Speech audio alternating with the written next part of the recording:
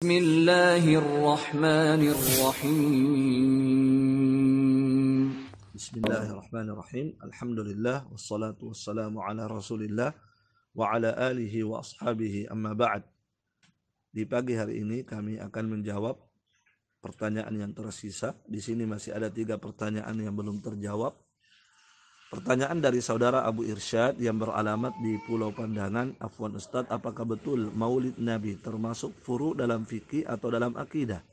Kalau betul demikian, kenapa kita Salafi tidak toleransi? Karena setahu saya dalam masalah furu, baik dalam furu akidah atau fikih bisa ditoleransi. Mohon pencerahannya Ustaz. Syukran, jazakallahu khairan.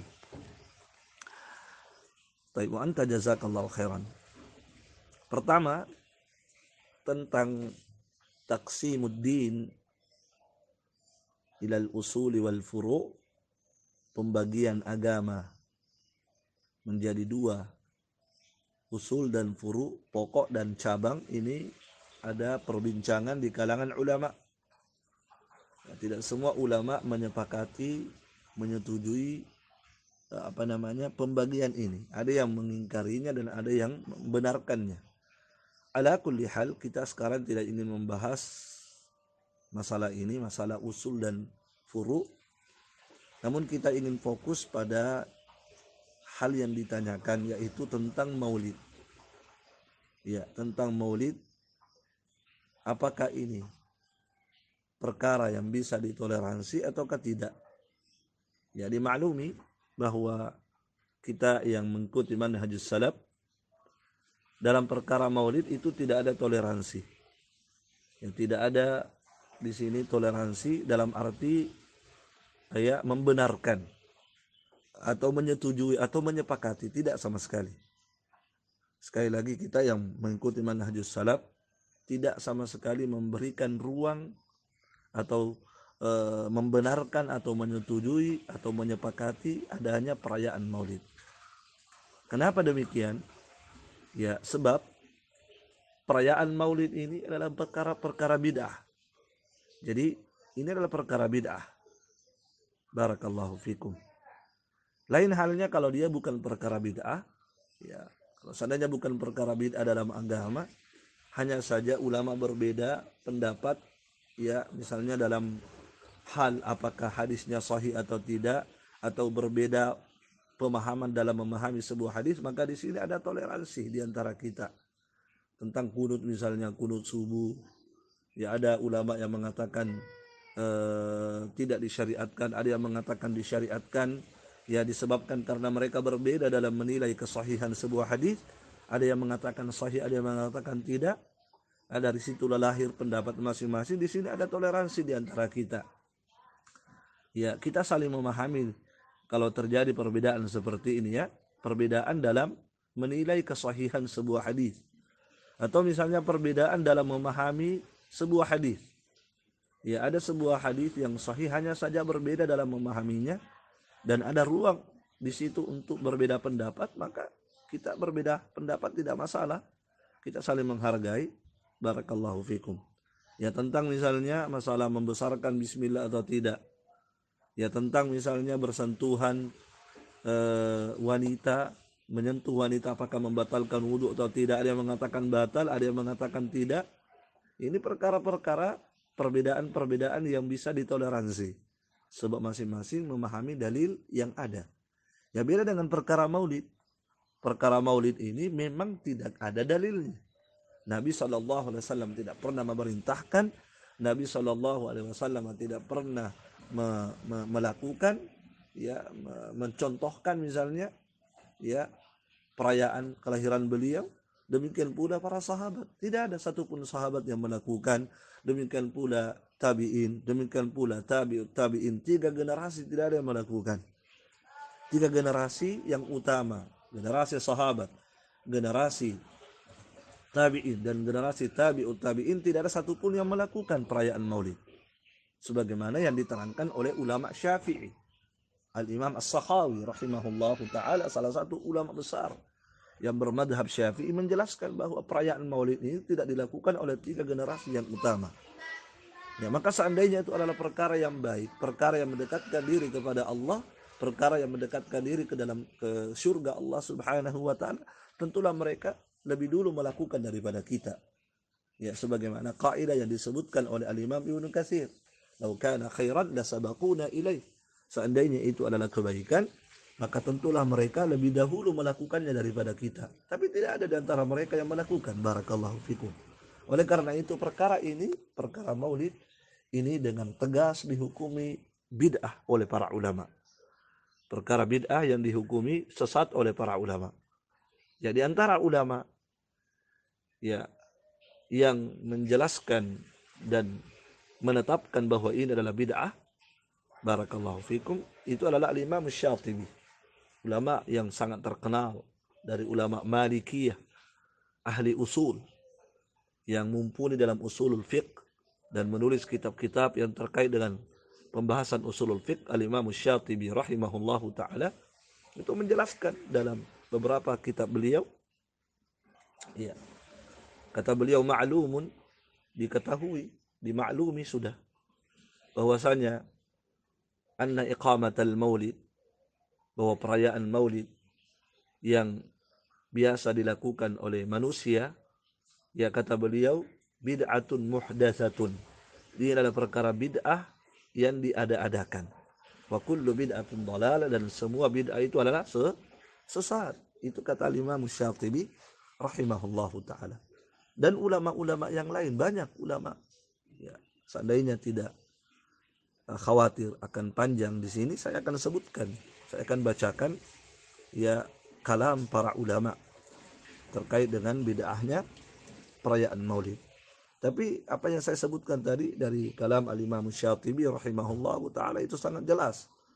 Beliau terangkan bahwa ma'lum anna iqamatal maulid, dimaklumi bahwa perayaan Maulid yang biasa dilakukan oleh manusia bid'atun muhdatsah.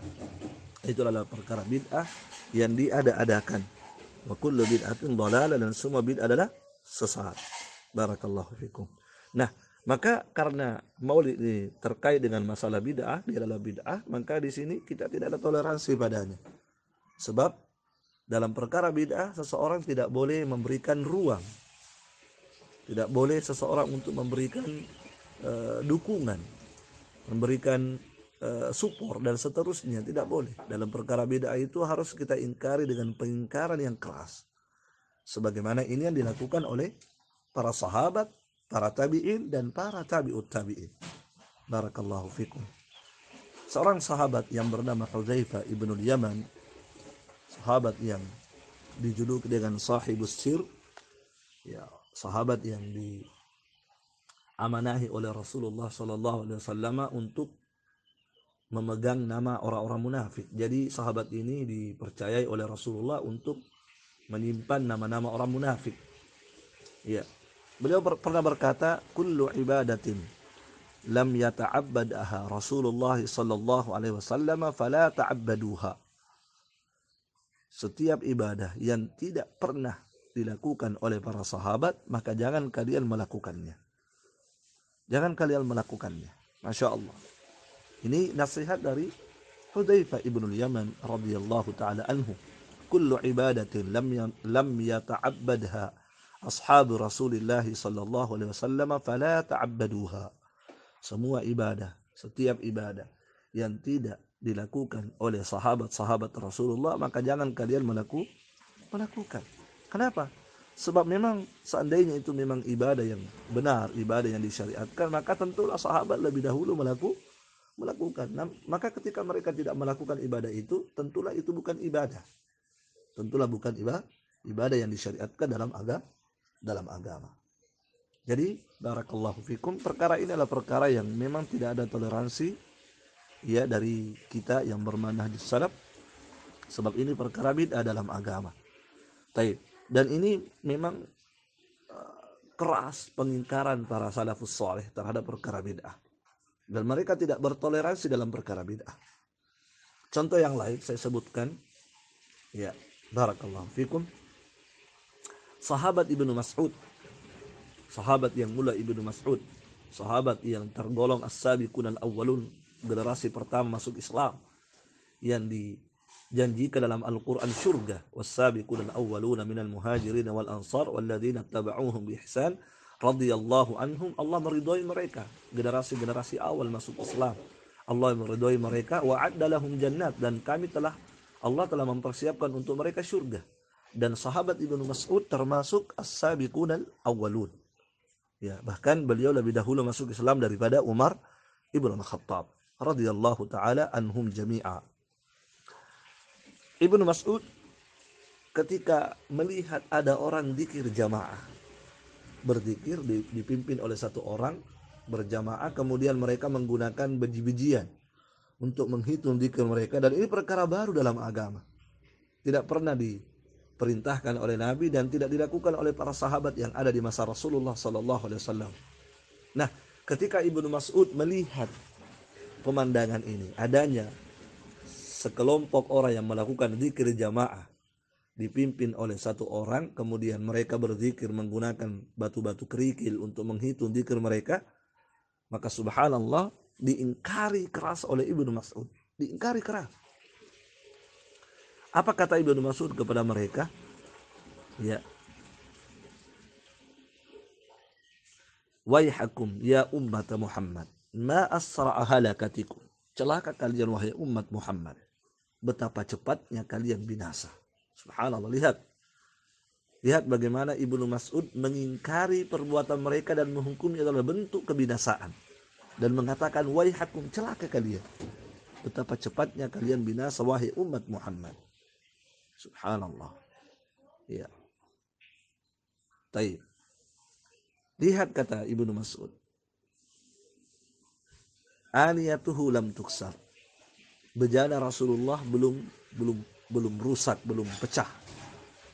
Ya, dan pakaian Nabi masih baru. Artinya baru saja Rasulullah meninggal. Tapi kok kalian begitu cepat berubah, begitu cepat melakukan amalan-amalan yang tidak ditontunkan oleh Rasulullah sallallahu alaihi wasallam. Ya.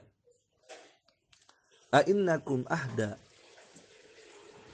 Ya, a'innakum ala millatin ahda min millati Muhammad am annakum muftatihu babad dhalalah.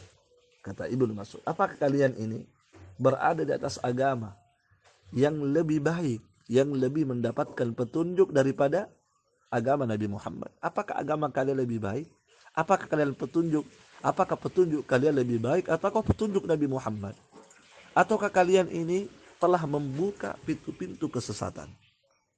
Pertanyaan Ibnu Mas'ud, kalian ini melakukan perkara yang lebih baik daripada apa yang dilakukan oleh Rasulullah, ataukah kalian ini telah membuka pintu-pintu kesesatan? Pertanyaan ini, ya Masya Allah, kalau mereka jawab yang pertama,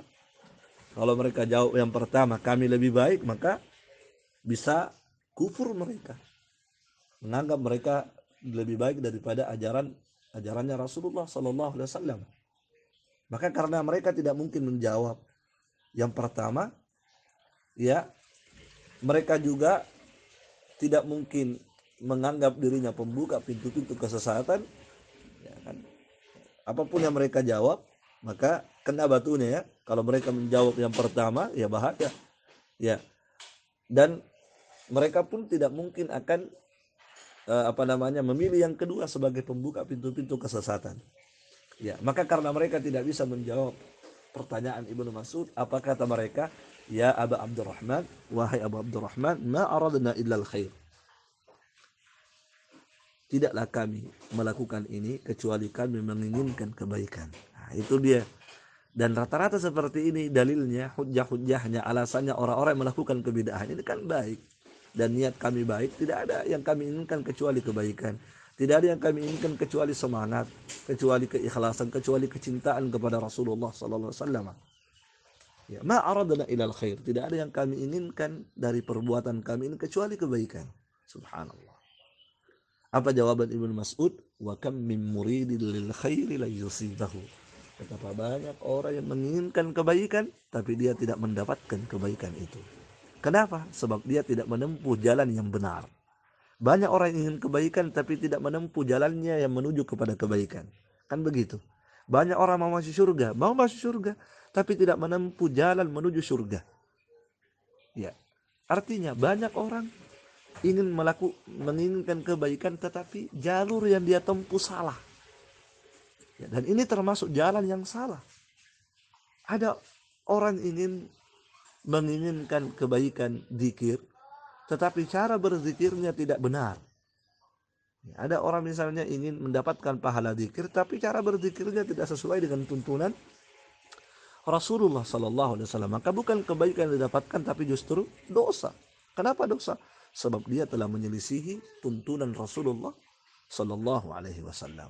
Barakallahu fikum. Jadi seperti itu ya. Ya, bagaimana sikap para salafus saleh terkait dengan masalah bid'ah, dan banyak sekali contoh-contoh.